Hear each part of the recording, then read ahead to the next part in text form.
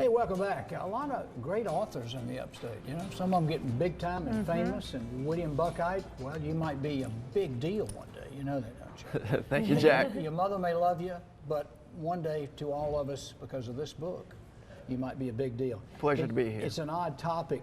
William Buckeye is with us, and of course, what's the book about? It's called South Carolina State Hospital, Stories from Bull Street, and it's about people who worked at the South Carolina State Hospital basically over the second half of the 20th century. So how long was it there? I'm curious. How long? Oh, the state hospital? Mm-hmm. They started building it in the early 1800s, and Really?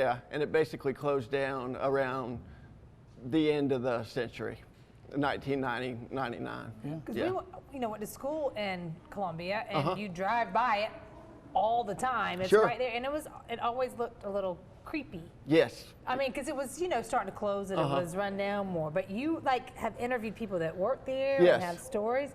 Did you find anything creepy or weird or? Well, this is how it all started out, Megan. I used to go in there and photograph the inside once it was abandoned, and that was very creepy. But then I started reading some files in there and looking at old artifacts. And basically, I just became obsessed with what went on there, because almost everybody in the state who's a South Carolina native has a family member who either worked there or was a patient there. Yeah. And yet so little is known about what went on behind those gates, like you said. And I wanted to provide insight about what happened there. You know, mental illness has always been so stigmatized, and everything behind the Bull Street gates was kept so secret. I wanted to expose it, you know, to the public. Well, did shady stuff go on, or? Yes, there was definitely some patient neglect.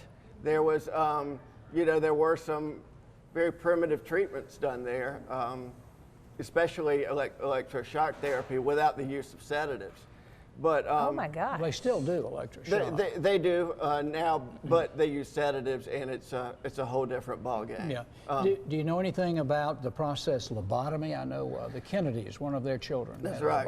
lobotomy.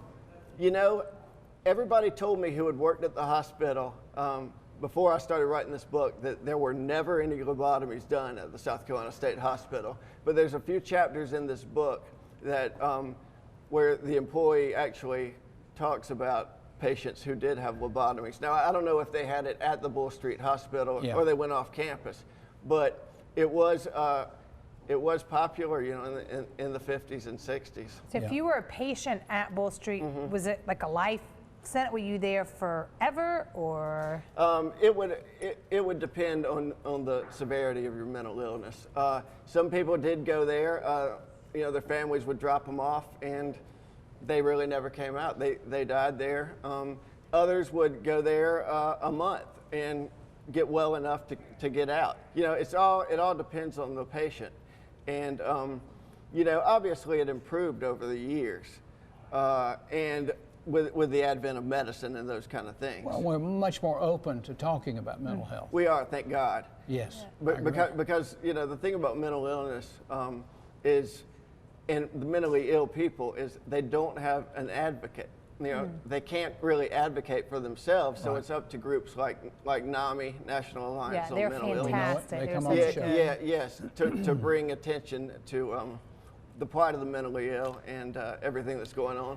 And I will say this, one very debatable thing that I talk about in the book is a lot of people are glad the state hospital closed, and, you know, because it had a kind of negative reputation, but other people wish it was still there, because what happened is when it deinstitutionalized, a lot of the mentally ill patients ended up on the streets. They end up in the ERs, especially when it gets cold outside. They end up in correctional centers. So the Department of Mental Health, their budget just kind of shrank. Yeah. And, you know, a lot of the mentally ill are homeless now. Where can we get your Pretty book? sad. Can we order it? Yes, you can order it from my publisher directly. It's Arcadia Press in Charleston. Yeah. Amazon should be getting some more in. They ran out in the first week, but they should be getting some in soon. Or contact us. We'll make sure you get it. Yeah, We got to we'll take hook you a up. quick break. Okay. Thank you so much. Hey, you Very bet, cool. We'll Megan. be right Thank you, back. William. Thank you.